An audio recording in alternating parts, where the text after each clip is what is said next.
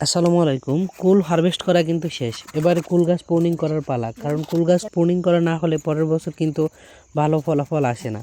তাই ভালো ফলাফল আসার জন্য অবশ্যই কুল হারভেস্ট করার পর সে কুল গাছগুলোকে কেটে দিতে হবে বা প্রুনিং করে দিতে হবে। প্রুনিং করতে হলে কুল গাছের 1 থেকে 1.5 ফিটের ভিতরে করলে সব থেকে বেশি ভালো হয়। কারণ নিচ থেকে প্রুনিং যদি করা হয়, নিচ থেকে ওই ডালগুলো মোটা হয়ে বের হয়, তো সেগুলো পরবর্তী বছরে ফল আসার জন্য খুবই গুরুত্বপূর্ণ। কুল গাছ প্রুনিং করতে হলে অবশ্যই ধারালো কিছু দিয়ে প্রুনিং করবেন, যাতে এবড়ো থেবড়ো হয়ে না যায়। এবড়ো থেবড়ো হয়ে গেলে কিন্তু গাছে ফাঙ্গাস অথবা পচন ধরতে পারে। আর যদি সোজাভাবে কেটে ওখানে কপার বা বর্ধ মিক্সার লাগিয়ে দিতে পারেন, তাহলে ওই কুল গাছে আর পচন ধরার কোনো সম্ভাবনা থাকে না। কুল গাছ প্রুনিং করার পাশাপাশি কুল গাছের চারপাশ অবশ্যই পরিষ্কার করে দিতে হবে। কুল গাছ যদি সারা বছর পরিষ্কার রাখা যায়, তা আলাদা কোনো যত্নের প্রয়োজন নেই। পরিষ্কার থাকলে ফল এমনিতেই বেশি হবে, সেক্ষেত্রে আলাদাভাবে কোনো কিছু করার দরকার পড়বে না।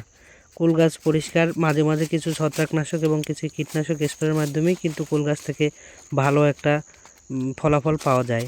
তাই কুল চাষ বাংলাদেশে এখন অনেক লাভজনক। আগাম যেই কুলের জাতগুলো আছে এগুলো অবশ্যই লাগাতে পারেন।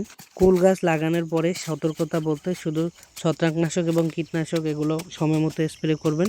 এগুলো সময় মতো স্প্রে করলে কিন্তু অবশ্যই গাছ সুস্থ এবং সতেজ থাকবে। আর গাছ সুস্থ এবং সতেজ থাকলে সময় মতো সেই গাছে ফুল আসবে এবং সময় মতো সেগুলোতে ফল ধরবে।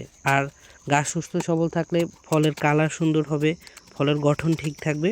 আর কুল হারভেস্ট করার পর বা প্রুনিং করার পর ঠিক এই সময়ে গাছের চারপাশটা খনন করে যদি কিছু রাসায়নিক সার এবং জৈব সার মিলিয়ে দেওয়া যায়, তাহলে গাছের যেই কুশিগুলো আসবে সেগুলো কিন্তু খুব দ্রুত সময়ে আসবে। ধন্যবাদ।